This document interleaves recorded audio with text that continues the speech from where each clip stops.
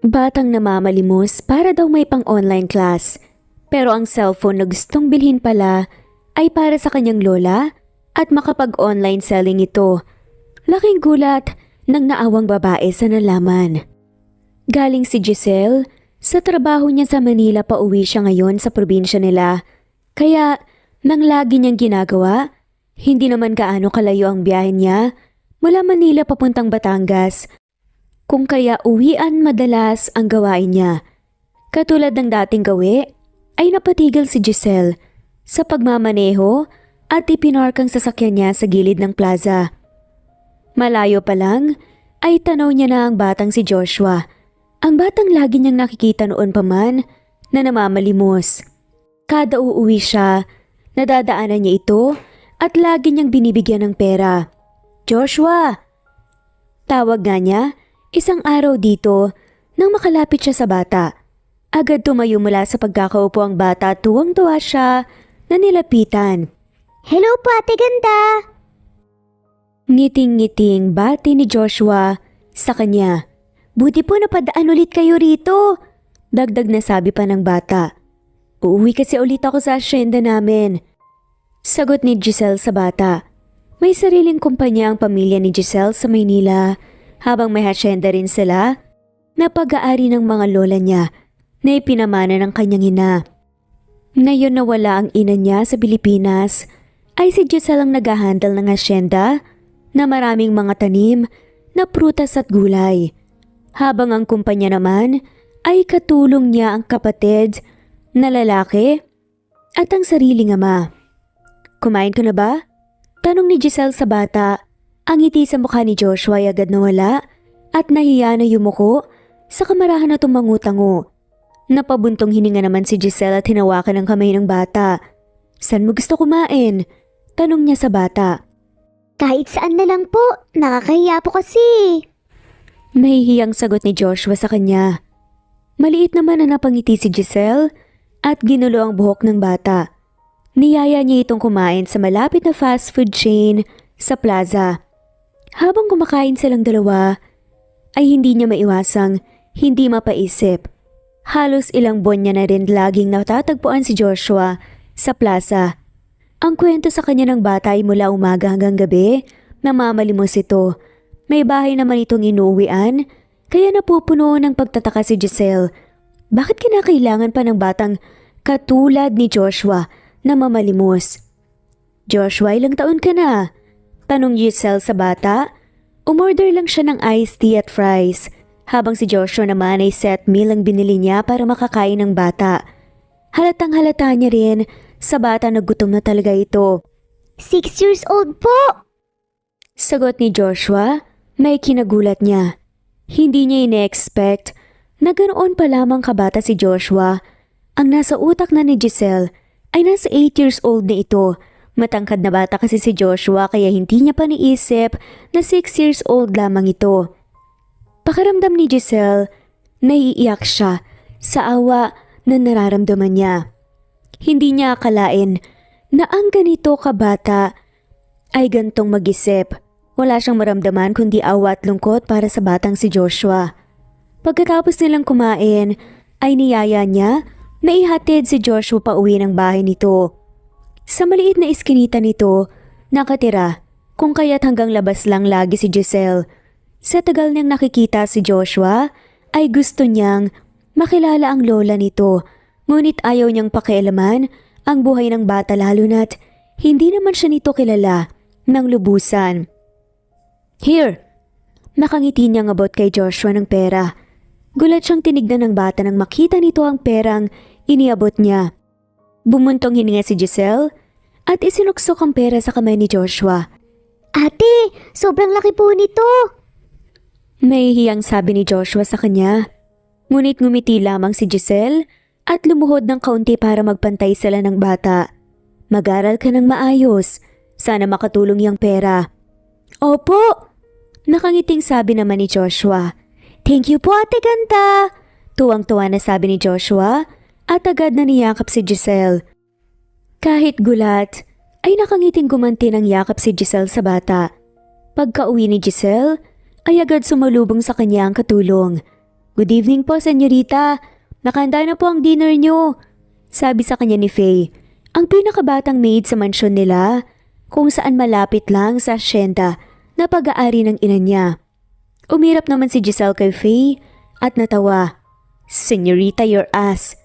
Natatawa niyang sabi kay Faye dahil kaedad lang. Si Faye ay naging kaibigan niya na ito ng halos 4 na taon. 21 years old lamang si Faye nung magtrabaho ito sa kanila.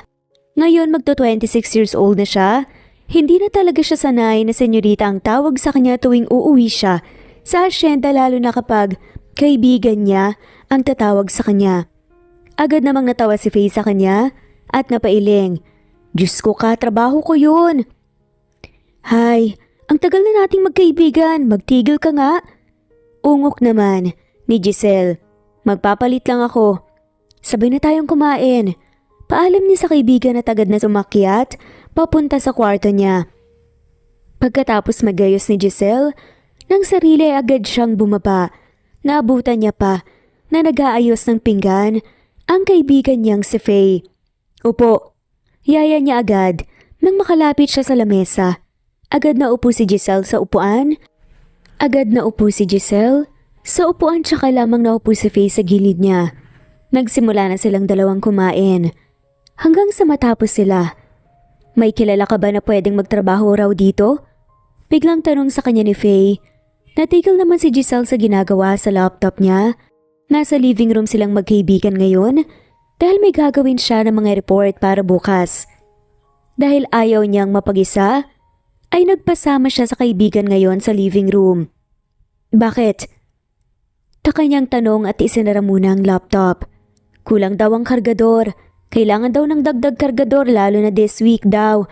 Magde-deliver ng sandamakmak na prutas sa bayan. Paliwanag ni Faye sa kanya. Mabilis namang napaisip si Giselle dahil doon. Wala siyang kakilala na pwede kung kaya't hindi niya alam kung paano siya makakatulong sa problem sa asyenda nila ngayon. Tignan ko. Sagot na lamang ni Giselle at ngumiti sa kaibigan. Tumango naman si Faye sa kanya kung kaya't nagpaalam muna siya na babalik sa trabaho. Kinabukasan wala siyang pasok sa opisina kung kaya't may isang araw pa siya para magstay sa asyenda. Hapon na nang mapagpasyahan niyang umalis at pumunta sa plaza at hindi nga siya nagkakamali. Muli ay naroon ang batang si Joshua na namamalimos na naman. Ngunit mabilis kumunot ang noo ni Giselle. Nang makababa siya ng sasakyan niya, kitang-kita ng dalawang mata niya na may matandang lumapit kay Joshua. Hay bata ka, ano bang ginagawa mo rito? Akala ko ba nakikipaglaro ka lang? Rinig niyang sigaw ng matanda na lumapit kay Joshua. Mas lalong nagtaka si Giselle sa narinig. Mas binilisan niya ang lakad niya hanggang sa makarating siya sa kinakatayuan ni Joshua. Hello po, bati niya sa matanda at ngumiti. Kaano-ano po kayo ni Joshua? Tanong niya kaagad. Ate ganda! Gulat at nahihiyang tawag sa kanya ni Joshua at nilingon naman ni Giselle ang bata at maliit itong nginitian bago ibinalik ang tingin sa matanda. Lola niya ako iha, sino ka ba? Takang tanong pa sa kanya ng matanda at mabilis namang nanlaki ang mata ni Giselle sa gulat at napatango. Lola, siya po yung kinukwento ko sa inyo na mabait na babaeng maganda. Pasensya na po Lola, kung nagsinungaling ako sa inyo, gusto ko lang po talagang makapigupon ng pera para po makatulong po sa inyo eh. Ha? Takang-taka na nilingon ni Giselle ang bata. Bahagya pa siyang yumuko para magpantay silang dalawa. Akala ko ba para sa online class mo yun? Gulong-gulo na tanong ni Giselle. Bahagya namang yumuko si Joshua at iniwas ang tingin sa kanya. Kitang-kita ni Giselle ang lungkot sa mukha ng bata kung kaya agad siyang naawa. Sorry ate ganda, nagsinungaling po ako, hindi po kasi talaga ako napasok, gawa ng kapos po kami, pero desisyon ko naman pong ayokong pumasok kasi nakikita ko pong nahihirapan si lola ko. Kaya nagpasya po akong mamalimos para matulungan siyang bumili ng mga gamit na i-online selling niya. Malungkot na paliwanag naman ni Joshua sa kanya. Napabuntong hininga naman si Giselle at maliit na ngumitin na lamang. Naiintindihan naman niya ang bata kung kaya't hindi man lamang niya magawang magalit dito. Hinaplos niya ang buhok nito sa kaumayos ng pagkakatayo. Okay lang, naiintindihan ko. Pero, wag ka na ulit magsisinungaling ha? Lalo na sa lola mo. Pangaral niya sa bata at sunod-sunod namang tumango si Joshua sa kanya. Iha. Napalingon naman si Giselle nang tawagin siya ng lola ni Joshua. Hello po ulit. Ako nga po pala si Giselle. Nakangiting pakilala ni Giselle sa sarili at nagmano sa lola ni Joshua. Ako pala si Jessa. Ikaw pala kinukwento ng apo ko. Thank you sa mga tulong mo. Buong puso na pagpapasalamat sa kanya. Ngumiti naman ang pagkalaki-laki si Giselle.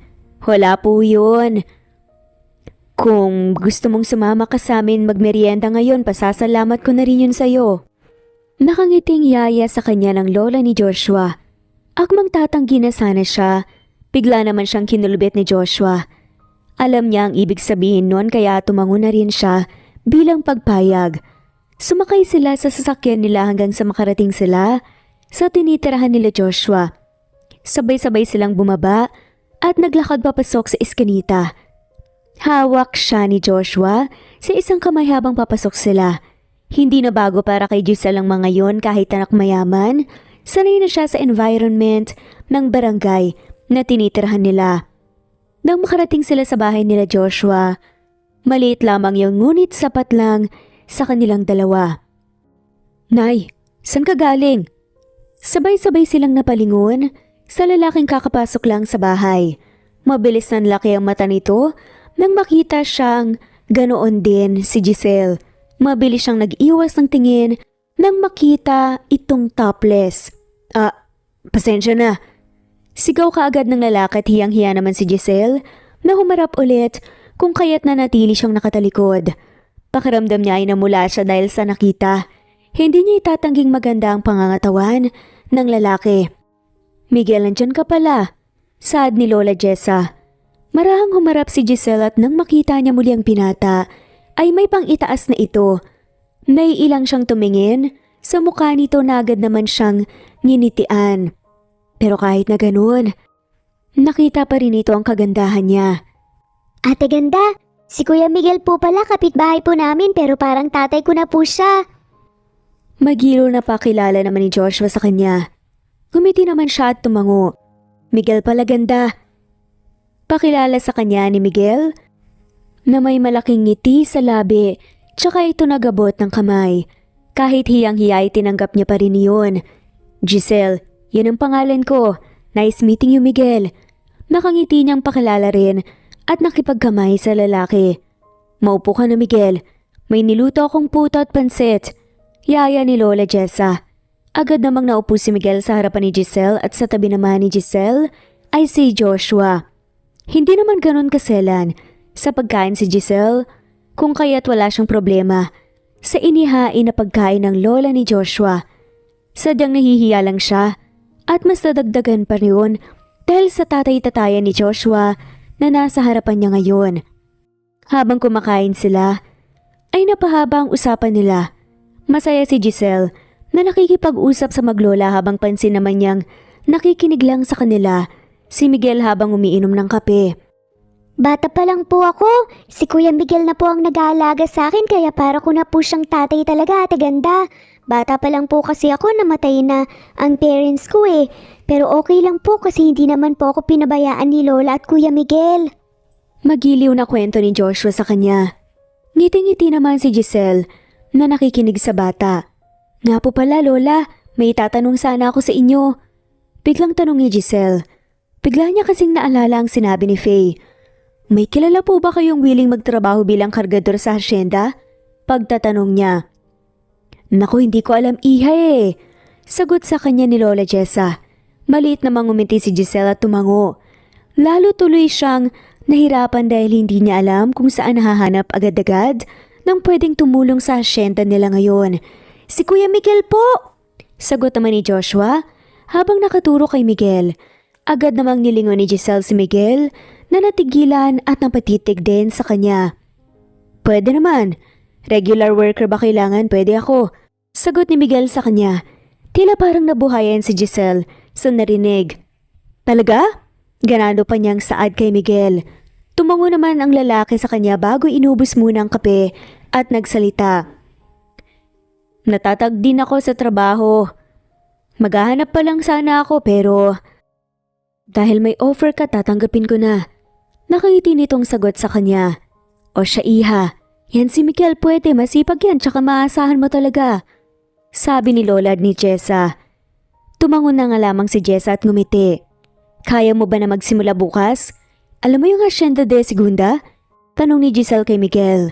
Hindi na siya naiilang ngayon dahil nawala na rin sa isipan niya ang bagay na yun. Inyo yon? Gulat na tanong sa kanya ni Miguel. Sa mama ko. Sagot naman ni Giselle. Oo. Sigat yun dito sa Barangay San Isidro. Sagot naman ni Miguel sa kanya. Sige, punta ka na lang bukas doon. Naroon naman ako para makapag-start ka na rin magtrabaho. Doon na rin natin pag-usapan ng sweldo mo. Okay ba yun? Paliwanag ni Giselle at tumayo mula sa pagkakaupo at humarap siya sa maglola at nagpaalam na dahil hindi niya na pala namalaya ng oras at maggagabi na. May tatapusin pa siyang report kung kaya't kinakailangan niya na talagang umuwi. Kinabukasan ay maagang nagising si Giselle kahit may pasok, ay hindi na muna siya umuwi ng Manila. Kailangan niya munang tignan kung maayos ba talaga ang magtrabaho si Miguel. Ayaw naman niyang magpasok basta-basta ng taong hindi maayos magtrabaho. Girl, matunaw yan. Nangasar pa nasabi sa kanya ni Faye. Napairap naman siya sa kainis na hinarap ang kaibigan. Nasa kubo sila ngayon kung saan kita niya ang mga nagtatrabaho. Kanina niya pa kasi pinanunood si Miguel na nagbubuhat ng mga basket. Basket na prutas na isinasakay sa malaking truck. Isyo ka talaga. Inis niyang angin na lamang sa kaibigan na ikinatawa naman sa kanya ni Faye. Hindi mo ba alam? Sikat si Miguel dito sa San Isidro. Maliban sa gwapo na, moreno, ay matulungin at masipag pa na tao yan. Kung kaya't habulin talaga siya ng babae. Hindi naman kita masisisi kung hahanga ka sa kanya. Pagkukwento pa ni Faye sa kanya. Bigla tuloy siya na curious at nalipat ang tingin sa kaibigan. Crush mo? Tanong ni Giselle kay Faye at pinagtaasan nito ng isang kilay. Tinawa na naman kagad siya ni Faye habang umiiling. Baliw, hindi no? Tumatawa na sabi nga ni Faye sa kanya. Type mo no? Of course not. Pagi kaagad ni Giselle na mas ikinatawa ng kaibigan niya. Defensive mo naman. Tumatawa na sabi ni Faye habang binibigyan siya ng kakaibang tingin. Sus, wag mo nang itangge, gwapo no? Nangasar pa rin na tanong nga ni Faye sa kanya at inis na umirap si Giselle. At ibinalik ang tingin kay Miguel na topless na ngayon na nagbubuhat. Mariin at maingat nga niyang pinakatitigan ng buong mukha ng binata. Hindi niya maitatanggi sa sarili na gwapo talaga ito. Idagdag pa ang moreno nitong kulay na mas nagpagwapo pa sa kanya. Magandang pangangatawan kaya hindi mo iisipin na nanggaling sa mahirap na pamilya. Oo, gwapo siya pero hindi ko siya type no? Tanggi na lamang ni Giselle sa kaibigan. Malakas na napahalakhak naman ang ibinigay sa kanya ni Faye, kaya inis ni itong binato nang nadampot niyang basura. Tawa ka ng tawa, baliw ka ba? Piko namang tanong ni Giselle sa kaibigan. Kanina pa talaga siya inaasar nito at kanina pa siya napipikon. Wala, late na yung sagot mo.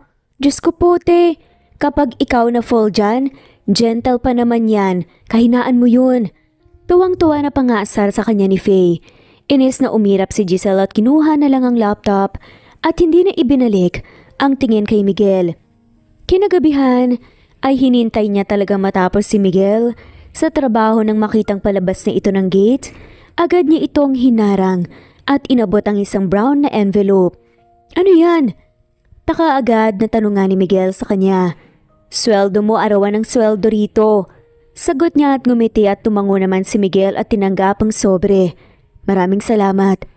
Pauwi ka na? Tanong ni Giselle kahit obvious naman. Hindi niya alam pero bigla siyang na-curious lalo na kay Miguel. Yung tipong parang gusto niya itong kausapin at kilalanin. Gusto niyang malaman bakit maraming babae ang nahuhulog sa binata. Maliban kasi sa panlabas na anyo nito, ay wala nang iba pang alam si Giselle patungkol kay Miguel. Oo, bakit? Tanong ni Miguel sa kanya. Taka namang pinanood ni Giselle ang mata nito na tinignan siya mula ulo hanggang paa kung kaya't hindi niya napigilan ng sariling tignan din ang itsura. Gabi na, bakit nandito ka pa sa labas? Tanong ni Miguel sa kanya pagkatapos siyang pasadahan ng tingin. Baka lamigin ka. Dagdag ni Miguel na kinatigil niya. Muling sinilip ni Giselle ang suot niya. Sleeper, denim shorts at white spaghetti strap top. Doon niya lang natuluyang napansin. Masyadong revealing ang suot niya ngayon. Ganun na lang ang gulat niya nang may kunin si Miguel sa bag nito at ilabas nito ang isang jacket. Agad yung inabot ni Miguel sa kanya na ikinatungangan niya. Bakit? Gulat na tanong ni Giselle habang palipat-lipat ang tingin sa jacket at kay Miguel. Malamig, suotin mo. Simpleng sagot ni Miguel sa kanya at ngumiti. Hindi na. Umiling si Giselle at ngumiti. Papasok din naman ako eh. Dahilan pa niya. Ngumisi naman si Miguel. Kahit na. Malayo pa ang mansion sa entrance ng gate niyo, Giselle. Suotin mo na kaysa magkasakit ka pa. Malinis naman yan. Pamimilit pa ni Miguel sa kanya. Kahit naihiya wala namang nagawa si Giselle at tumango na nga lamang sa kakinuhang jacket at saka sinuot yun. Dahil malaki ang jacket, ay halos matakloban noon ang shorts na suot niya. Salamat. Nahihiyang sabi pa niya. Hindi na kita mahatid pa sa inyo. Maaga pa kasi ako sa Manila bukas eh. Paghingi ng pasensya ni Giselle, natawa naman si Miguel sa kanya. Okay lang, hindi mo naman trabaho yun. Salamat na rin sa pagtanggap sa offer. Kulang na kulang talaga kami sa tao, kaya buti na lang talaga tinanggap mo. Tuwang-tuwa na pasasalamat niya kay Miguel. Wala yun. Kailangan ko rin naman ng trabaho, tara na. Sabi ni Miguel sa kanya, saka siya nito niyaya. Taka naman niya itong tinignan kung kaya't hindi kagad siya nakagalaw. Ha? Saan? Takang-taka niyang tanong. Hatid kita pabalik sa loob, madilim din. Dadaanan mo kahit pa sa loob yan ng hasyenda. Kalmado na sabi ni Miguel sa kanya. Tsaka niya nito bahagyang pinauna. Kahit naguguluhan at puno ng pagtataka ay tumungo na lamang si Giselle at nanguna sa paglalakad. Hanggang sa makarating sila, sa pinto ng mansyon ay hinatid siya ni Miguel nang magbukas lang ang pinto ay tsaka lamang ito nagpaalam sa kanya na alis na. Naningkit ang mga mata kaagad ni Faye. Bumungad sa kanya nang buksan nito ang pinto. Hiyang-hiyaan niyang iniwas ang kaibigan at dali-daling pumasok.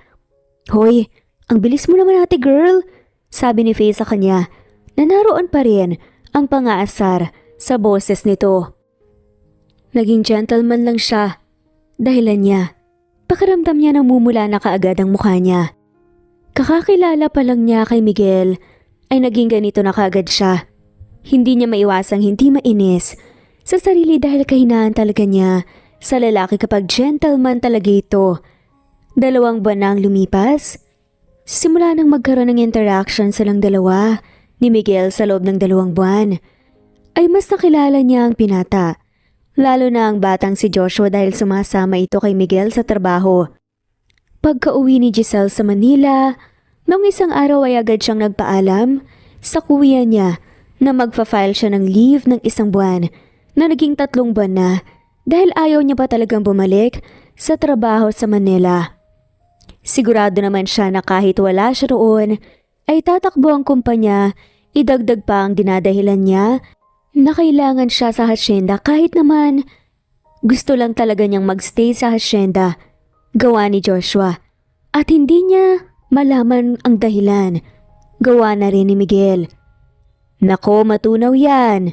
Gulat na napalingon si Giselle nang magsalita sa tabi niya. Si Faye at hindi nga siya nagkakamali. May bit-bit na juice at sandwich ito. What? Pagtataray pa ni Giselle sa kaibigan na tumupo sa upuan. Agad niyang kinuha ang juice at sandwich at inabot yon kay Joshua na nagsasagot ng mga modules niya. Eat this.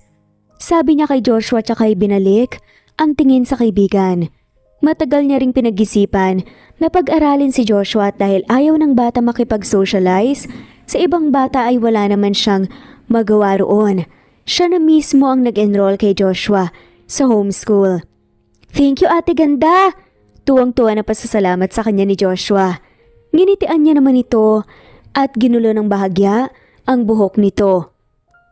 Wala lang, ilang araw mo nang tinititigan si Miguel eh. May nakakalokong ngiti na sabi sa kanya ni Faye, saka naupo ito sa tabi niya. Sure ka bang hindi mo type? Paninigurado ni Faye, sa kanya saka tumawa. Halata ka na eh. Kunot noon naman niya itong tinignan. Pinagsasasabi mo, porket tinitignan type na? Oo. Ganado na sagot naman ni Faye sa kanya. Saka na pailing-iling. Never ka bang nagka-crush? Umiling naman si Giselle bilang sagot. Nagka-crush na ako no. Tanda ko na. Alangan namang hindi ko na napagdaanan yung stage na yan. Direkta niyang sagot sa kaibigan at pasimpleng sinisilip si Miguel na nagbubuhat ngayon ng mga bagong aning palay. Boyfriend? Tanong ulit ni Faye sa kanya. Doon siya natigilan sa edad na 26 years old ay never siyang nagka-boyfriend maliban lang sa mapili talaga siya sa lalaki sobrang higpit ng mama niya sa kanya. Kung kaya't habang tumatanda, hindi niya naisip ang magkaroon ng relationship. Maraming nanliligaw pero lagi niya lang binabasted. Hala ka, NBSB ka? Gulat na tanong naman ni Faye sa kanya. Inis siyang sumimangot, saka marahan na tumango bilang sagot. Sa ganda mong yan, never kang nag-boyfriend? Hindi pa rin makapaniwala na tanong ni Faye sa kanya. Gustong matawa ni Giselle sa reaksyon ng kaibigan. Dinaig pa kasi nito ang nakakita ng multo sa gulat. Kaya pala, unfamiliar ka sa ganyan. Tawang-tawa na sabi ni Faye sa kanya. Mabilis naman na kumunot ang noo ni Giselle dahil hindi niya na-gets ang sinabi ng kanyang kaibigan. Ha? I mean, ganyan, yung mga type mo sa lalaki. Oo, siguro nagkagusto ka pero boyfriend never pa pala kaya siguro ganyan ka. Hindi ka sanay ma-attract. Pagpapaliwanag sa kanya ni Giselle. Kaya siguro hindi mo matanggap sa sarili mo na type mo o crush mo si Miguel kasi hindi ka sanay. Sagot naman ni Giselle. Hindi ba pwedeng nagagwapuhan lang talaga ako sa tao? Crush agad? Takang-taka na tanong ni Giselle para tuloy siyang batang walang kalamalam. Malakas na pitik naman sa noong natanggap niya sa kaibigan dahil sa tanong niya. Kaunti na lang iisipin na ni Giselle na si Faye ang amo at hindi siya. Kundi niya lang ito kaibigan baka matagal na itong nawala ng trabaho. Hay, maaga pa naman. Basta ma-realize mo rin yan pero alam mo feel ko type ka rin ni Miguel. Pag-iiba pa nga ni Faye ng usapan tila parang nabuhayan lalo si Giselle sa narinig. Hindi niya talaga maintindihan ang sarili basta about kay Miguel. Naiintriga ang buhay niya. Paano mo nasabi? Curious niyang tanong. Kita naman niya ang malokong tingin sa kanya ni Faye, kaya bahagya siyang lumayo rito. Pinagtitripan mo lang yata ako eh. Inis na sabi ni Giselle. Natawa naman si Faye sa kanya at napailing-iling. Hindi no, hinuhuli lang kita. Sagot ni Faye sa kanya habang natatawa pa rin. Ibig sabihin nag-a-assume ka. Inis na tumayo si Giselle sa upuan at masama na tinignan ng kaibigan. Mabilis niyang hinawakan ang pisngi niya at pinakiramdaman yon. Hindi niya maintindihan ang sarili pero ang bilis din ng tibok ng puso niya.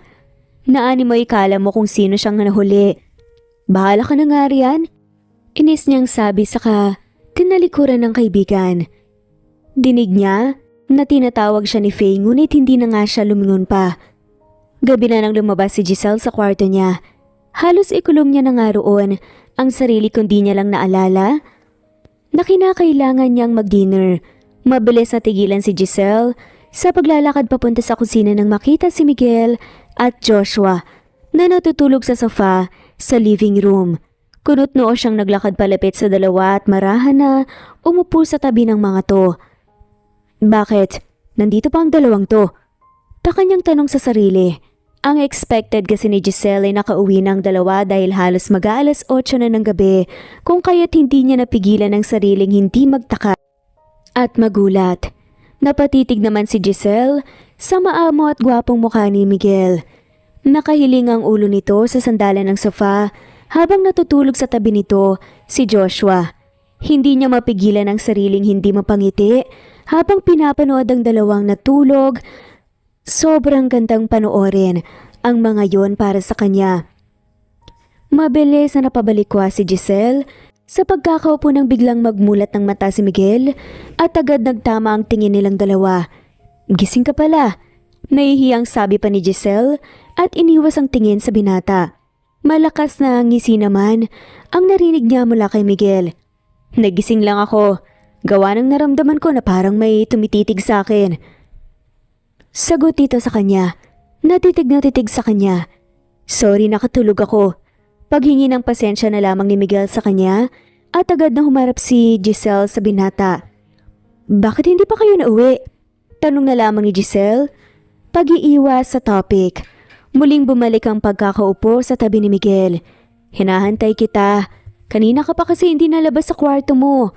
Direkta na sagot naman ni Miguel sa kanya. Hindi naman agad nakasagot si Giselle sa gulat. Mabilis niyang pinakaramdaman ang puso niya dahil sobrang bilis ng tibok ng puso niya roon. Pakiramdam niya ay parang yun nakikipagkarirahan sa sobrang bilis. Bakit hindi mo ako hinahantay? Mahina niyang tanong. Hindi maitanggi ni Giselle sa sarili na kinikilig siya dahil sa bagay na yon. Kitang-kita ni Giselle kung paano napakamot si Miguel sa buhok niya, saka ngumiti sa kanya. Hindi ako sanay na hindi nagpapaalam sa iyo kapag uuwi kami. Sagot ni Miguel sa kanya, saka ngumiti at tila tumigil ang mundo ni Giselle dahil sa bagay na yon. Pakiramdam niya ay nag-aapoy ang pisngi niya dahil sa pag-init noon. Hindi niya maintindihan kung bakit ganito kalala ang epekto ni Miguel sa kanya. Para siyang nababaliw na hindi niya maintindihan. Tsaka may ibibigay ako sa'yo. Malaking ngumiti si Miguel pagkatapos niyang sabihin yon kay Giselle. Tsaka pinanood naman ni Giselle ang galaw ng binata at tumayo ito at pumunta sa bag nito na nakapatong sa lamesa. Para sa'yo. Mabilis umawang ang bibig ni Giselle sa gulat nang makita ang isang pearl na bracelet. Maganda ang design at pagkakagawa ng bracelet kung kaya't hindi niya mapigilan ang sariling hindi mahumaling. Gawa ko lang yan. Wala pa kasi akong pera masyado eh.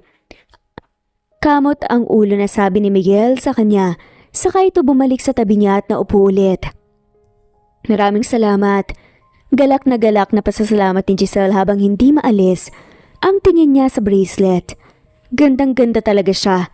Mas natuwa pa siya nang malaman niya ang handmade na pagkakagawa ng bracelet na gift sa kanya ni Miguel at naisip niya na talagang effort talaga yon. Agad niyang inilapit ang tingin kay Miguel na ngayon ay titig na pala sa kanya. Bakit may paregalo? Natatawa pa nga niyang tanong. Hindi mawala ang ngiti sa labi. Anong meron? Tanong niya muli at muling sinulya pa ng bracelet na ibinigay sa kanya. Para kay Giselle walang tutumbas sa bracelet na yun. Lalo na alam niya ang pinaghirapan yun at hindi lang basta binili. Birthday mo raw next week, sabi ni Faye. Wala akong maisip na regalo, feeling ko lahat meron ka na. Kaya naisip ko na lang na gawing bracelet yung mga sinisid kong pearl dati. Pagkukwento pa nga ni Miguel sa kanya, mas namangha pa siya dahil sa narinig. Ikaw talagang sumisid nito? Hindi makapaniwalang tanong ni Giselle at mas nadagdagan pa ang tuwa niya. Pakiramdam niya niregaluhan siya ng maraming pera sa sobrang saya na nararamdaman niya. Tumango na lamang si Miguel bilang sagot sa kanya. Oo, hindi na natuloy pa ni Miguel ang sasabihin dahil mabilis na niyakap ni Giselle si Miguel sa leeg sa sobrang tuwa. Hindi maipaliwanag Giselle ang sayang nararamdaman niya. Sa buong buhay niya, ito na yata ang pinakamagandang regalong natanggap niya. Super thank you talaga, Miguel. Punong-puno ng galak na pasasalamat ni Giselle. Sobrang nagustuhan ko talaga. Na-appreciate ko ang effort mo, salamat. Ngiti-ngiti niyang sabi sa kahumiwalay sa pagkakayakap. Dito na kayo matulog ni Joshua at maghapunan. Gabi na rin. Yaya niya sa mga to. Tumungo naman si Miguel sa kanya bilang pagsang-ayon. Akyat lang ako. Lalagay ko lang to. Paalam niya. Agad siyang tumalikod at naglakad. Ngunit hindi pa siya tuluyang nakakalayo ay tinawag siya ni Miguel. Dahilan para mapalingon siya. Yes?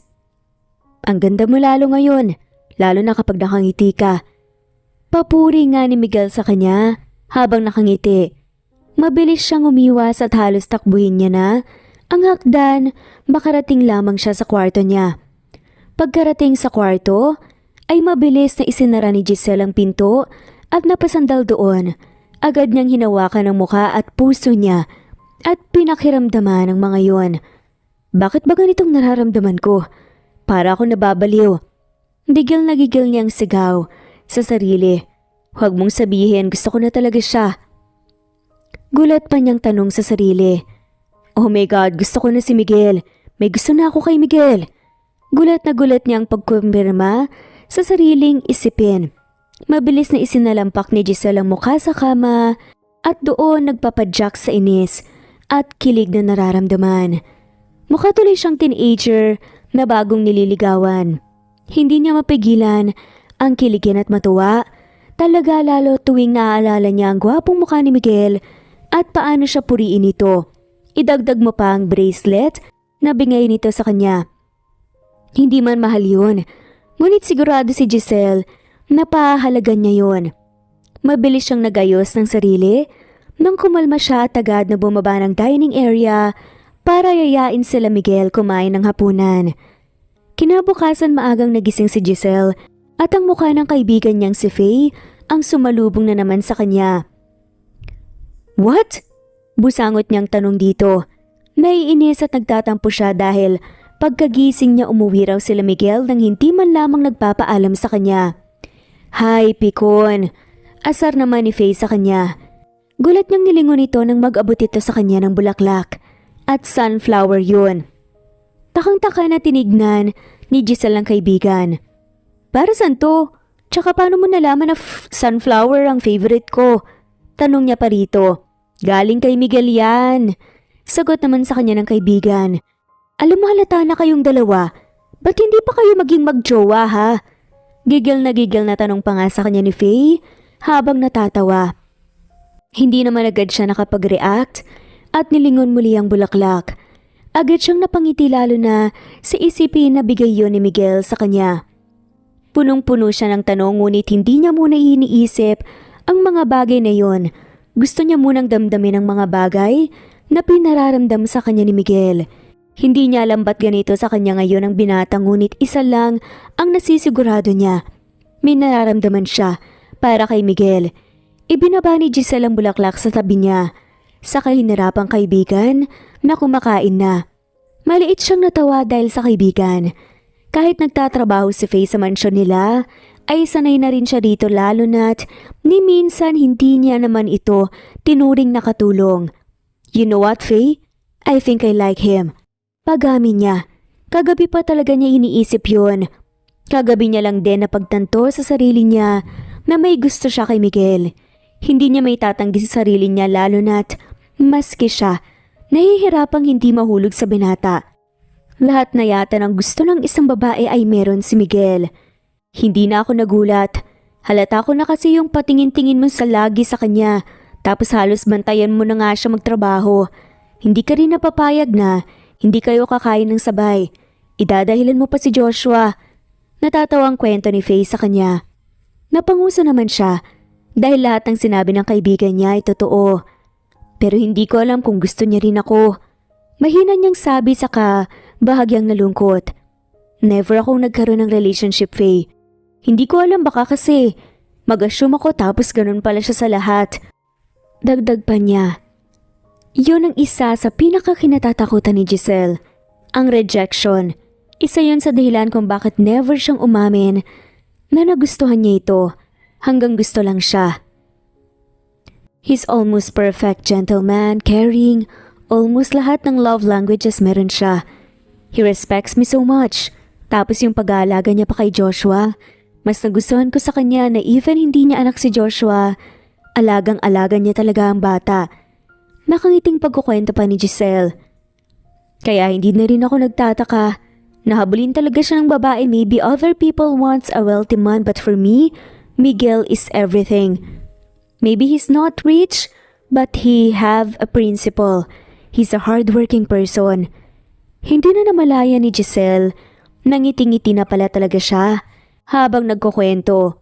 Malokong umisi naman si Faye sa kanya. Tsaka umiling-iling na may malokong ngiti sa labi. Alam mo maganda ka pero slow ka rin no? Saan pa nga nito? Agad namang kumunot ang noo ni Giselle dahil sa sinabi ng kaibigan. What are you talking about? Taka niyang tanong. Hindi pa ba halata? Gusto ko rin ni Miguel no? Tuwang-tuwang sigaw ng kaibigan sa kanya bago ito uminom muna. Ang effort ng tao sa'yo para nga kayong magjowa sa totoo lang Hindi siya papayag na uwi kang mag-isa. Ang ginagawa niya pa tuwing hinahatid mo sila ni Joshua, nagmomotor siya kasama mo pabalik sa mansyon. Nakikita ko yun lagi no. Tapos, kahit sasakyan mo yung dala nyo, kapag hinahatid mo sila, siya pang nagmamaneho. Tapos ngayon may pabulaklak pa. Seryosong pagkukwento nga ni Faye sa kanya. Tila para siyang nalinawan sa lahat. Ayaw niya kasi talagang mag-assume pero tama ang kaibigan niya. Halos lahat ay ginagawa ni Miguel sa kanya.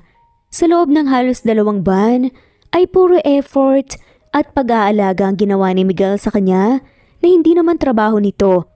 Dagdag pa na nagbibigay ito ng regalo at bulaklak sa kanya. Anong gagawin ko? Tanong niya kay Faye. Hindi talaga niya alam ang gagawin niya. Ikaw bahala. Ano bang gusto mo? Balik na tanong din sa kanya ni Faye. Nanahimik siya. Hindi rin niya sigurado kung ano ba talaga ang pinakagusto niya. Basta ang alam niya, may gusto siya kay Miguel. At sa isipin na gusto rin siya ni Miguel, parang gusto niyang lagyan ng something ang namamagitan sa kanilang dalawa. Pero kung gusto mo na malinawan, kung gusto ka rin ba talaga ni Miguel, then ask him, Giselle. Seryosong sabi pa ng kaibigan niya. Napatitig naman si Giselle sa kaibigan sa kanapabuntong hininga. What if? Wala pala siyang gusto. Sadyang ganun lang talaga siya. Malungkot pa niyang tanong sa kaibigan para siyang batang naiiyak sa isipin na siya lang ang nahulog sa kanilang dalawa ni Miguel. Then at least, you tried. Ngumiti si Faye sa kanya. Madalas inaasar siya nito pero iba rin ang kaibigan kapag seryosong usapan na. It's either take a risk or lose a chance, Giselle. It's your choice. Ikaw lang makakapagdesisyon sa bagay na yan. Nakangiti na sabi ni Faye sa kanya. Kumain na nga muna tayo, mamaya mo na isipin yan. Yaya pa sa kanya ni Faye at bumalik sa pagkain. Tumango naman siya at nagsimula na rin kumain. Kanina pa naghahantay si Giselle sa kubo kung saan siya madalas tumambay. Wala si Miguel dahil kasama ito sa mga nag-deliver at mamaya pa ang balik nito sa mansyon. Ate ganda, bakit ka pa palakad-lakad? Tanong ni Joshua sa kanya. Kaya napalingon siya rito. Kamot ang ulo na bumalik siya. Sa tabi ng bata na nag-aaral ngayon. Joshua, may tanong ako. Sabi niya kay Joshua, saka bumuntong hininga. Hindi naman nagsalita si Joshua at tinignan siya. My girlfriend ba Kuya Miguel mo? Seryoso niyang tanong kay Joshua na medyo pautal-utal pa. Don't tell him na tinanong kita tungkol sa ganito Pakiusap pa nga niya sa bata. Tumango naman si Joshua sa kanya bilang pagsang-ayon. Wala po. Ang alam ko po 1 beses lang po nagka-girlfriend si Kuya Miguel Sagot ni Joshua sa tanong niya. Napatango naman siya dahil doon. May nagugustuhan ba siya ngayon? Tanong niya muli sa bata. Close si Joshua at si Miguel. Tingin ni Giselle ay baka may alam ang bata. Tumango si Joshua sa kanya. Nanlaki ang mga mata ni Giselle sa gulat at mas lumapit sa bata. Mas na-curious tuloy siya at gusto pa niya lalong magtanong nang magtanong. Kilala mo? Sino? Kailan pa? Sunod-sunod niyang tanong kay Joshua. Kitang-kita niya kung paano ngumiti ang bata sa kanya. Halatang nagpipigil ng tawa. Gusto man niyang mainis, hindi niya magawa dahil mas nawili pa siya sa pagngiti ni Joshua sa kanya. Hoy, wag mo nga akong ngitaan ng ganyan. Suway pa niya sa makulit na bata. Opo, kilala ko po matagal na rin pong gusto ni Kuya Miguel yun Kaso, bawal ko pong sabihin kung sino Sunod-sunod, nasabi pa nga ng lalaki. Agad namang napasimangot si Giselle at inisa na sumandal na nga lamang sa upuan.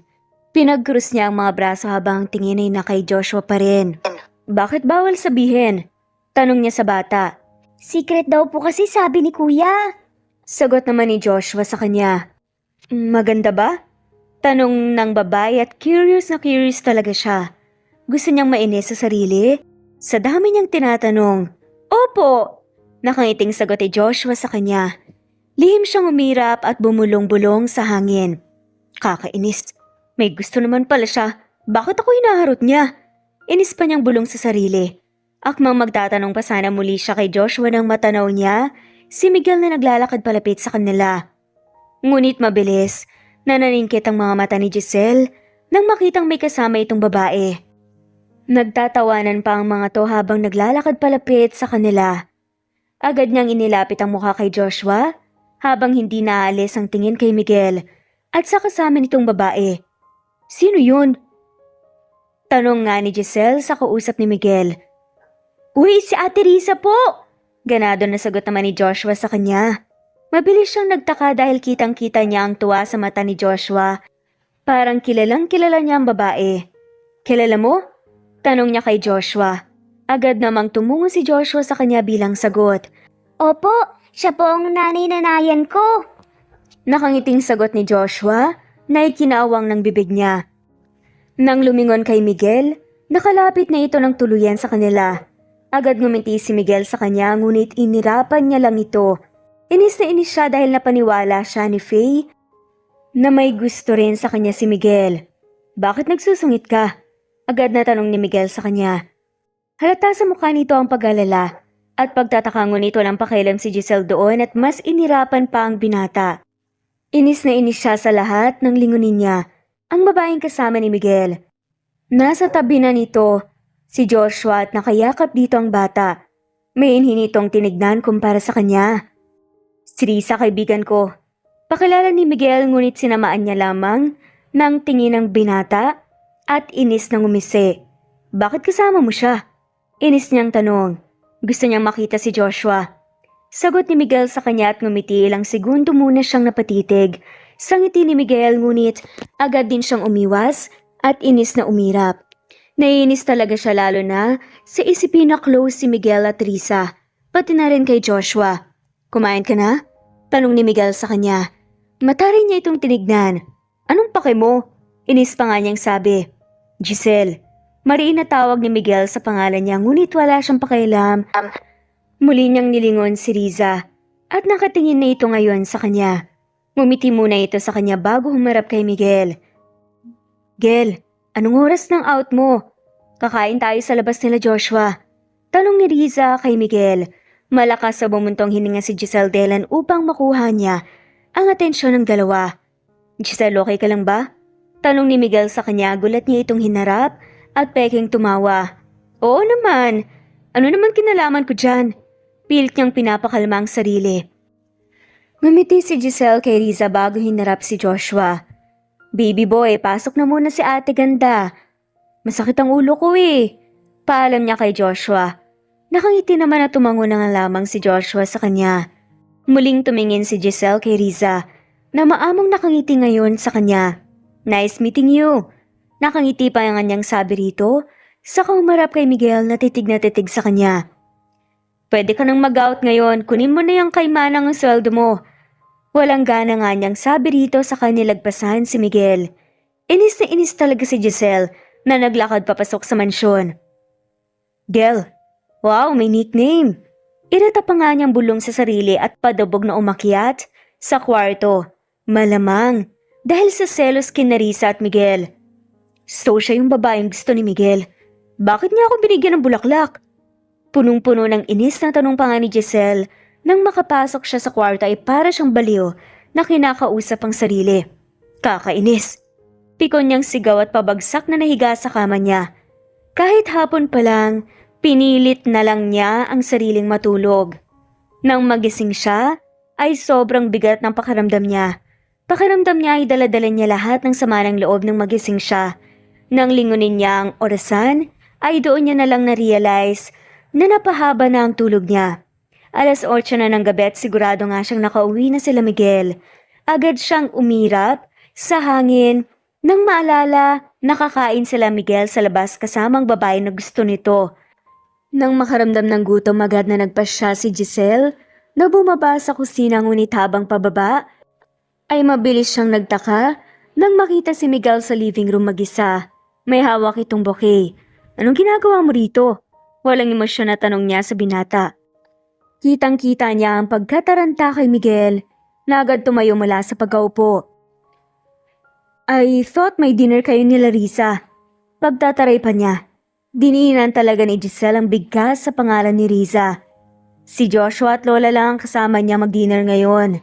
Sagot ni Miguel sa kanya. Tinaasan niya lamang ito ng kilay.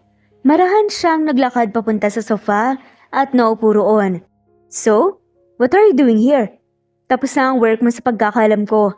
Seryoso na tanong pa ni Giselle kay Miguel.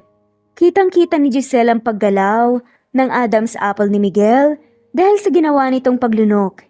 Hindi niya mapigilan ang sariling hindi mapatitig sa ayos ng binata. Suot nito ang isang black slack white polo shirt. Nakaayos din ang buhok nito na akala mo ay may nililigawan. Nakakrus ang dalawang braso sa dibdib habang taas ang kilay niyang tinignan si Miguel na nakatayo ngayon sa harap. Inis na inis siya rito ngunit hindi niya mapigilan ang sariling hindi mahumaling sa kagwapuhan at taglay ng binata. So tell me, bakit ka nandito? Gabi na, baka hinahanap ka na ni Riza. Pagmamaktol pa rin niya ang tanong sabay irap. Magpapaalam sana ako sa'yo. Direkta na sagot nga ni Miguel sa kanya at diretso itong nakatingin sa mata niya. Habang may ngiti sa labi, hindi niya napigilan ang sariling hindi ikunot ang noo dahil sa itsura ni Miguel. Don't tell me, magpapaalam kang may date kayo ni Riza? Come on Miguel. Hindi ko hawak ang buhay mo. Go on, date with her. Ha? Anong sinasabi mo? Ba't ko i-date si Riza? Eh ikaw ang gusto ko, Giselle. Direkta na putol ni Miguel sa kanya. Seryosong seryoso na ang mukha nito ngayon at nawala ang ngiti sa labi na tila naubusan ng salita si Giselle. Sa gulat at kaba na nararamdaman. Napaawang ang bibig niya at hindi agad makapagsalita. Mas kinabahan pa nga siya. Nang unti-unting lumapit si Miguel sa kanya hanggang sa naupo ito sa tabi niya. Puno siya ng tanong, ngunit hindi niya magawang sagutin ang mga bagay na yun. Gulat pa rin siya at puno ng emosyon ang kanyang nararamdaman dahil sa biglang pag-amin ni Miguel sa kanya. Nagselos ka ba? Mahinahon na tanong ni Miguel sa kanya. Mabilis siyang nag-iwas ng tingin dito. Doon niya lang na-realize ang mga naging aksyon niya. Pakiramdam niya ay tama ang hinala ni Miguel kung kaya't nahihiya siya. Sorry kung nagsiselos ka. Hingi ng paumanhin ni Miguel sa kanya na ikinagulat niya. Mas napaawang ang bibig niya rito at hindi makapaniwala sa narinig. Pakiramdam niya ay inuubos yata ang lakas ng loob niya sa sobrang dami agad ng nangyari. Nang maramdaman na inilapag ni Miguel ang bouquet na sa hita niya. At kunin nito ang kamay niya, ay muli siyang napalingon dito. Ramdam na ramdam ni Giselle ang pamumula ng pisngi niya. Gusto man niya itawa ang kilig at tuwa na nararamdaman hindi niya magawa. Miguel, nahihiya niyang tawag sa pangalan nito. Hiyang-hiya siya dahil ang lakas ng loob niyang tarayan ito ngunit ngayon, hindi man lamang siya makapagsalita ng maayos. Huwag kang magselos. Ikaw ang gusto ko. Matagal na. Sorry ngayon lang ako umami, natatakot kasi ako eh. Maliit nang umiti si Miguel sa kanya habang marahan niya itong nilalaro ang kamay niya. Hindi naman siya nagsalita at hinayaan lang si Miguel na gusto nitong gawin. Bumuntong hininga ang binata bago umiti sa kanya. Matagal na kitang kilala. Pag-amin ni Miguel sa kanya. Gustuhin man niyang agad. Magtanong, hindi na niya ginawa pa. Matagal na kitang nakita. Nung pumunta kayo ni mama mo sa festival ng San Isidro, special guest kayo ron. Nagandahan agad ako sa'yo tapos nakita kita. Binibigyan mo ng pagkain yung mga batang namamalimos. Natuwa ka agad ako sa'yo noon kaso hindi na kita nakita ulit, kaya parang hinayaan ko na lang. Pagkukwento pa ni Miguel sa kanya, kaya nung nakita kita, sa bahay nila Joshua gulat na gulat talaga ako. Galak na kwento ni Miguel. Hindi napigilan ni Giselle Ang hindi ngumiti at basang-basa nga niya sa mukha ng binatang saya. Yung naramdaman ko noon sa'yo parang bumalik. Akala ko paghanga lang talaga kasi nagandahan ako sa'yo at nabaitan. Kaso the more na mas nakikilala kita, the more na mas nahuhulog ako sa'yo. I tried to stop my feelings for you but hindi ko mapigilan. Hulog na hulog ako. Kaso natatakot ako gawang magkaiba tayo ng status sa buhay. Malungkot nang umiti si Miguel sa kanya at tinaplos muli ang palad niya. But I'll take a risk. Magsisipag ako. Nag-aaral na ulit ako. Yung mga naipon ko, ginagamit ko sa gastusin sa school at gusto ko kasi na may maihaharap ako sa'yo at sa pamilya mo. Malaking umiti si Miguel sa kanya. Hindi mapigilan ni Giselle ang hindi mapangiti sa pag-amin ni Miguel sa kanya. Pakiramdam niya ay mas nahuhulog na nga siya lalo sa binata sa ginawa nitong pag-amin ng nararamdaman nito para sa kanya at sa lahat ng efforts niya. Giselle, hindi na ako magpapaligoy-ligoy pa. Pwede bang manligaw? Puno ng tapang na tanong ni Miguel sa kanya. Alam kong wala pa akong may pagmamalaki ngayon, pero hindi ako papayag na mahirapan ka. Hindi ako papayag na ikaw ang maghirap sa ating dalawa. If your parents are treating you like a princess, then I'll treat you as my queen. Because I'm falling in love with you. Malalim na bumuntong hininga si Giselle at ngumiti sa binata. Miguel, nakikita ko ang effort mo. Lahat ng ginagawa mo nakikita ko. Wala akong pakialam sa status ng buhay ng isang tao lalo na sa'yo. I see you as a good man. Father figure, gentleman, caring and a good person. And if you are going to ask me kung pwede mo akong ligawan, hindi ako aayaw pero... Mariin na tinikom ni Giselle ang labi niya. Kitang-kita niya sa mukha ni Miguel ang kaba at takot. Gusto niyang matawa ngunit ayaw niyang sirain ng moment na lang dalawa. Gusto kong maging boyfriend na kita. I like you too, and I'm already falling too. I'm not a teenager anymore. And sa ilang buwan na nating magkasama nakita ko yung effort mo sa akin. That's why for me parang nanligaw ka na rin. I want to be your girlfriend. Pag-amin ni Giselle at kinuha ang parehong kamay ni Miguel. Seryoso ka ba? Wala namang problema sa akin kahit ilang taon pa ako manligaw sa'yo. Garalgal na tanong pa nga ni Miguel sa kanya. Halata ang tuwa at gulat sa mukha. Agad na natawa si Giselle at tumungo na nga lamang bilang sagot. Yes. Mabilis na niyakap nga ni Miguel si Giselle na agad namang ginantihan ng yakap ni Giselle. Malaking umiti si Giselle at dinama ang mahigpit na yakap ni Miguel sa kanya. Huwag kang mag-alala. Kahit tayo na araw-araw ko pa rin ipaparamdam sa iyo ang panliligaw. Punong-puno ng emosyon na sabi naman ni Miguel, saka mas humigpit pa ang yakap nito sa kanya. Ngumiti naman siya lalo roon. Pakiramdam ni Giselle ay napagaan sobra-sobra ng pakiramdam niya dahil sa nangyari. 2 buwan ang lumipas at 2 buwan na silang magkasintahan ni Miguel. Masayang naging pagsasama nilang dalawa. Walang araw na hindi pinaramdam ni Miguel sa kanya na hindi siya nanliligaw rito. Ang lahat ng sinabi nito ay tinupad niya. Sa sobrang saya at kontento na siya sa nangyayari sa kanilang dalawa, nalimutan niya na ang trabaho niya sa Maynila. What now, Giselle? Talagang wala kang balak bumalik sa Manila? Gigil na tanong nga ng kuya niya sa kanya. Gulat na gulat si Giselle nang magising siya at ang kuya Gio niya ang sumalubong sa kanya. Galit na ito sa kanya dahil ang 2 months leave niya naging 4 months na. Tapos malalaman kung may boyfriend ka na? Galit nitong sigaw sa kanya. Napapikit si Giselle dahil doon at kamot ang ulo nang umuso sa kapatid. La, ang uway naman ang kuya mo. Singit nga ni Faye at masama itong tinignan ng kapatid niya. And you, I told you na bantayan mo ang kapatid ko, diba? Inis na sabi ni Gio kay Faye. Ngunit inirapan lamang ito ng kaibigan niya kaya hindi niya mapigilan ang hindi matawa. Nang balikan siya ng tingin ng kapatid, mabilis siyang nagpanggap na walang nakita. Nasaan ang boyfriend mo? Alam ba ni mommy and daddy yan? Inis na tanong nga ng kapatid niya at mabilis na napalunok si Giselle sa sariling laway. Si daddy alam. Pag-amin niya. Hindi man lang sinabi sa akin? Tanong ng kuya niya. Sabi ko wag sabihin. Sagot naman ni Giselle sa kapatid. Fine, bahala ka sa buhay mo basta humanda ka kay mommy. Pagbabanta ng kapatid niya. Bigla lalong kinabahan si Giselle, lalo na't seryoso ang tingin ng kapatid niya sa kanya. Bakit? Kabado niyang tanong sa kapatid. Titig na titig naman sa kanya ang kuya niyang nakapamewang sa harap niya ngayon. Bumuntong hininga muna ito bago nagsalita. Uuwi si Mommy bukas dito siya, dederecho. Just make sure na ipakikilala mo yung boyfriend mo sa kanya. Kilala mo si Mommy Giselle. Stricta siya sa'yo. And honestly, I don't know the reason bakit siya uuwi bigla. I felt like may nalaman siya. Seryosong sabi ng kuya niya sa kanya na nagpatigil ng mundo niya. Kinabukasan ay tahimik na nakaupo si Giselle sa living room kasama ang boyfriend niyang si Miguel. Narito ang kanyang ina, ama, at kuya ngayon. Panay ang pisil niya sa palad ng kasintahan at takot na takot sa maaaring sabihin ng ina. Paano mo nakilala ang anak ko?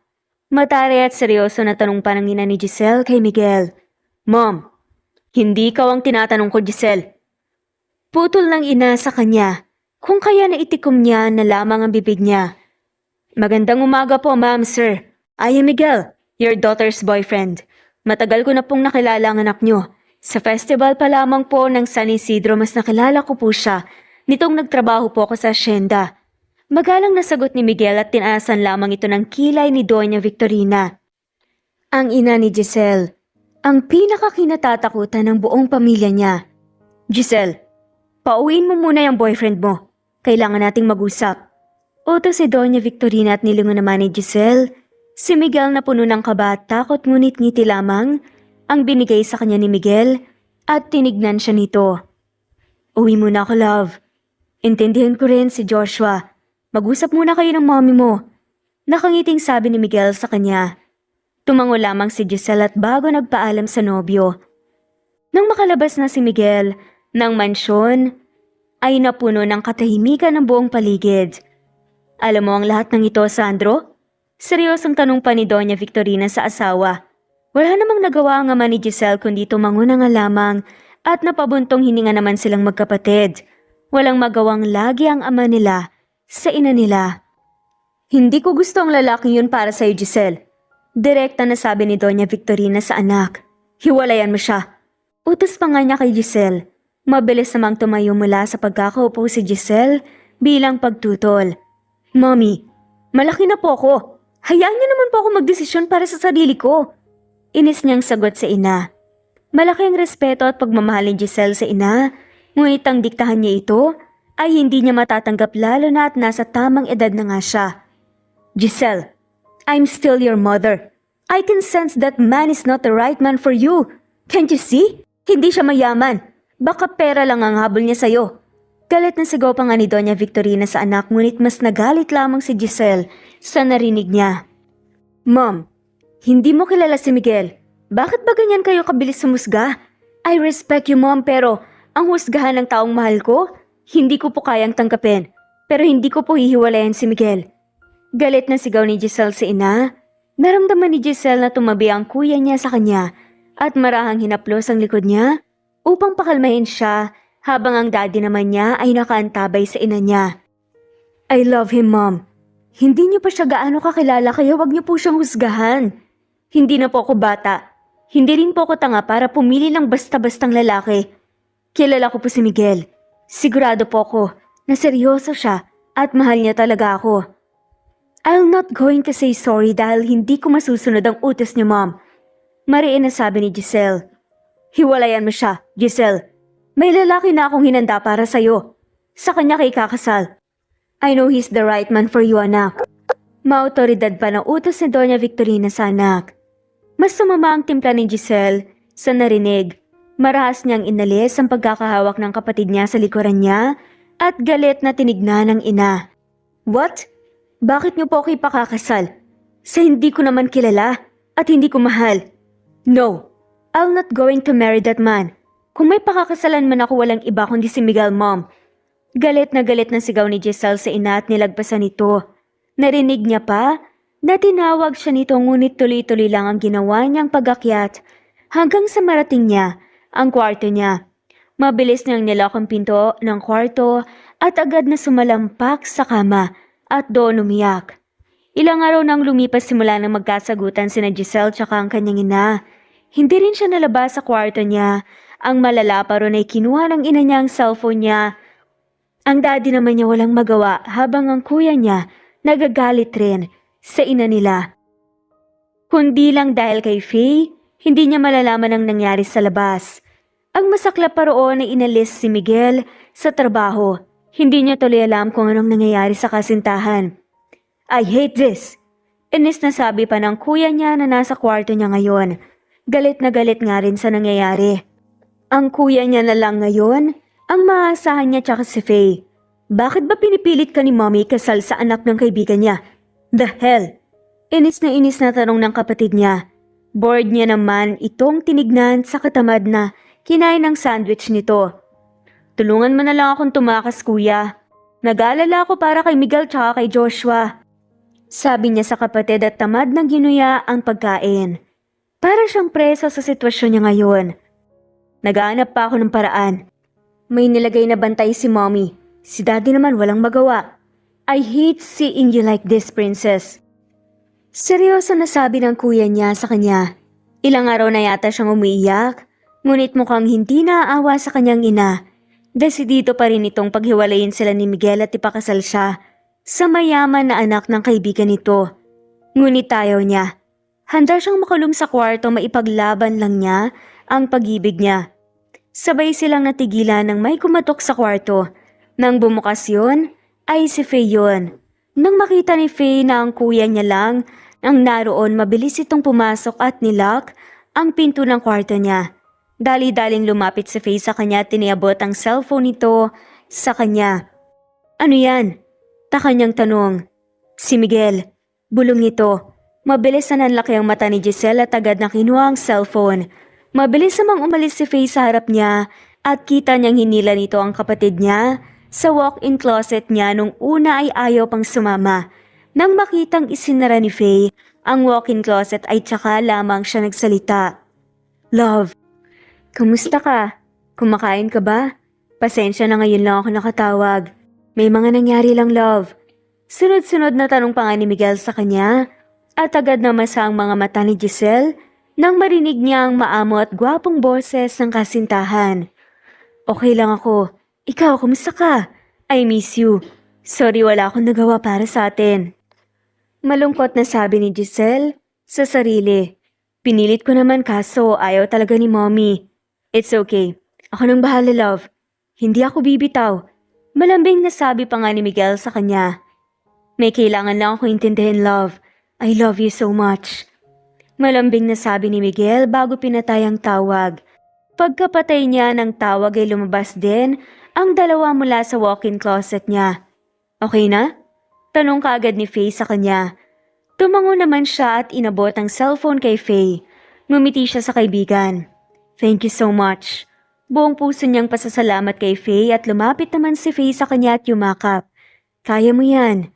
I know, thank you for helping me. Pasalamat muli ni Giselle sa kaibigan. May bayad to ah.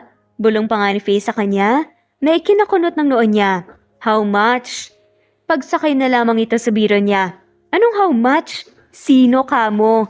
Biro na bulong pa nga ni Faye sa kanya na mas ikinataka naman ni Giselle. What? Takang-taka niyang tanong sa kaibigan. Tumawa ito sa kanya habang nagugulhan. Ngunit nang makita niyang sumulyap si Faye sa kapatid niya, ay mukhang naintindihan na nga niya ang pinahihiwatig nito. Takang-taka naman silang tinignan ng kuya niya. What? Masungit niyang tanong kay Faye. Tumawa lamang si Faye at bahagya rin siyang natawa dahil kitang-kita niya ang inis ng kuya ni Giselle. Ngunit mabilis ding natigil ang pagtawa nila nang may kumatok sa kwarto niya. Nang buksan ni Faye yon, ay ang daddy niya ang bumungad sa kanya. Dad? Takang tawag nga ni Giselle sa ama. Nak, may bata sa baba. Sabi ng ama ni Giselle, na ikinakunot ng noon niya kaagad. Sino po? Tanong niya. Isang bata lang ang nasa isip niya ngunit malabo yon. Joshua raw eh. Pagkasabi pa lamang ng ama ni Giselle, nang pangalan ay mabilis siyang tumayo mula sa pagkakaupo sa kama at tatakbong bumaba. At hindi nga siya nagkakamali nang makita si Joshua na nakaupo sa sofa kasama ang mommy niya. Kausap nito ang mommy niya na tahimik na nakikinig sa bata. Ang takbo na ginawa ni Giselle ay unti-unting bumagal nang marinig ang usapan nila ni Joshua. Talaga ba? May giliw na tanong pa nga ni Doña Victorina. Sa bata, nakangiti ito habang nakikipag-usap kay Joshua.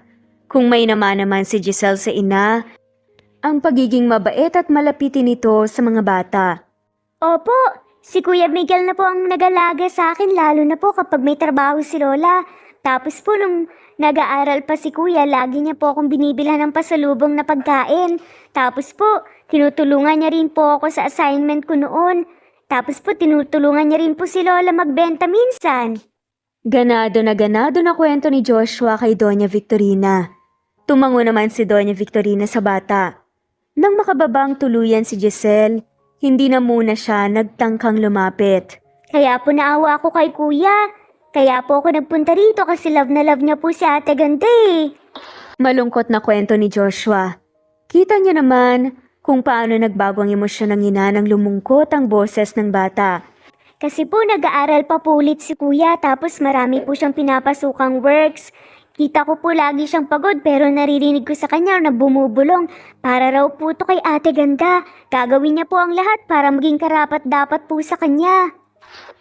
Pagpapatuloy ng kwento ng bata. Ganun ba?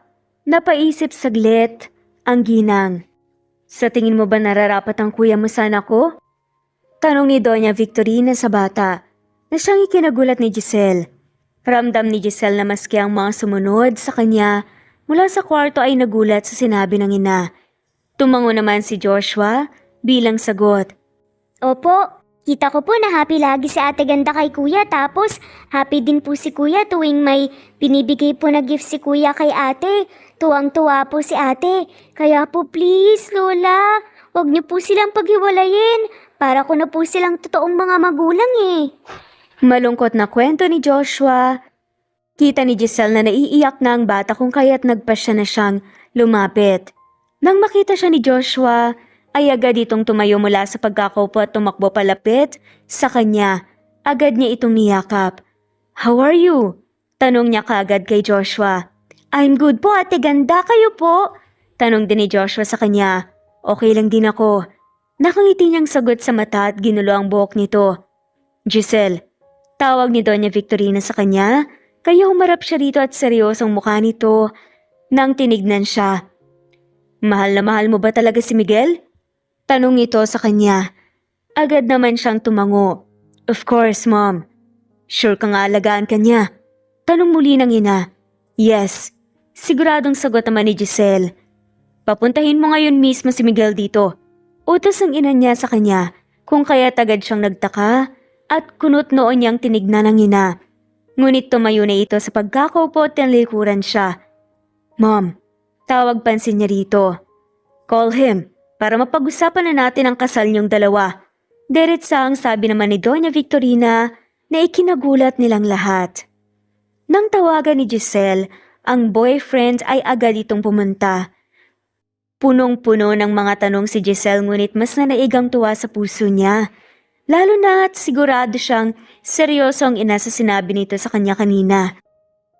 Nagpaluto pa ito ng maraming putahe para sa pag-uusap na magaganap. Love, sure ka ba sa narinig mo? Paninigurado pa nga ni Miguel at hindi na mabilang pa ni Giselle kung nakailang tanong na si Miguel sa kanya noon. Oo nga, nagulat nga rin ako at kasal kagad ang gusto niyang pag-usapan. Ngingiting-ngiting sabi pa niya. Sa boyfriend siya kahumiling, sa dibdib nito. Nasa balcony silang dalawa ng kwarto niya habang ang ina, ang mga kapatid at kaibigan ni Giselle ay nasa baba. Si Joshua naman ay kakwentuhan ng ina niya. Love, ang laki ng naitulong ni Joshua sa atin. Isa siya sa dahilan kung bakit tayo nagkita then. Siya pa ang naging rason kung bakit lumambot ang puso ni Mommy. Galak na pagkukwento pa nga ni Giselle. Tama ka. Laking pasalamat ko talaga sa batang yon. Malambing na sabi ni Miguel at ramdam naman ni Giselle ang paghalik ni Miguel sa sentido niya. I love you so much, Giselle. Willing akong isakripisyo ang lahat para sa'yo. Emosyonal na sabi pa ni Miguel sa kanya. Maybe it's too fast for you pero kung kasal ang gusto ng mommy mo, handa akong ibigay yon. May ipon ako. Malaki na ipon ko. Naipon ko yon 5 taon na. Mas lumaki yon nung marami akong pinasukang trabaho ngayon. Napangiti ang babae at emosyonal na sabi nga nito, "Thank you for not giving up, love. I love you too." Humarap sa kasintahan at yumakap. Maya-maya pa ay bumaba na nga rin silang dalawa at nakahanda na nga ang mga pagkain. Kahit kinakabahan, pinilit pa rin ni Giselle lakasan ang loob niya. Nasa hapagkainan na ang mga magulang niya, kapatid, maski si Faye at Joshua. "Good evening po, ma'am, sir." Magalang na bati ni Miguel sa mga magulang niya bago siya pinaghila ng upuan. Nakipagkamay ang daddy niya kay Miguel habang umiti lamang ang ina niya. "Ayoko nang magpaligoy-ligoy pa. Mahal mo at seryoso ka sa anak ko, di ba?" Agaran na tanong ni Doña Victorina kay Miguel. Walang pag-aalinlangan na tumango lamang si Miguel. "Yes, ma'am." "Anong kaya mong ibigay sa anak ko?" Seryoso muling tanong ni Doña Victorina. "Ma'am, hindi man po ako kasing yaman niyo, hindi man po ako nagmula sa mayaman na pamilya, ngunit nasisigurado ko pong ibibigay ko po lahat ng pangangailangan ng anak niyo.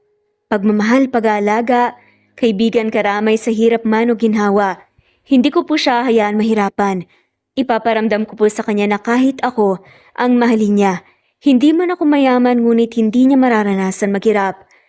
Buong puso na sagot nga ni Miguel sa kangumiti. "Fine, papayag na ako." Desidido na sabi ni Doña Victorina na ikinatuwa ni Giselle at Miguel. Sa isang kondisyon, pahabol naman ito. "Ano po yon?" Tanong ni Miguel at tahimik naman nakikinig si Giselle sa usapan. "Gusto kong pakasalan mo ang anak ko sa loob ng 1 buwan. Kapag hindi mo nagawa yon, hindi ako papayag. Ipagpatuloy ang relasyon niyong dalawa." Deklara pa ni Doña Victorina. Kaagad kinabahan si Giselle at ngumiti ng masigla ng ngiti ang binigay ni Miguel sa kanya. "Yes, ma'am. I will marry your daughter immediately. Kung yun po ang gusto niyong gawin ko, mapatunayan ko lang po ang pagmamahal ko sa anak niyo." Seryoso at desidido pa nga ng sagot ni Miguel. At lumipas nga ang 3 linggo, hindi bigo si Giselle. Punong-puno ng emosyon ang puso niya ngayon. Hindi niya akalain na magagawa ni Miguel ang hiling ng ina niya. Narito siya ngayon sa harap ng altar at nakikipag-isang dibdib kay Miguel. Umiiyak at naghahalong emosyon ang nararamdaman. "I told you, gagawin ko ang lahat para sa'yo.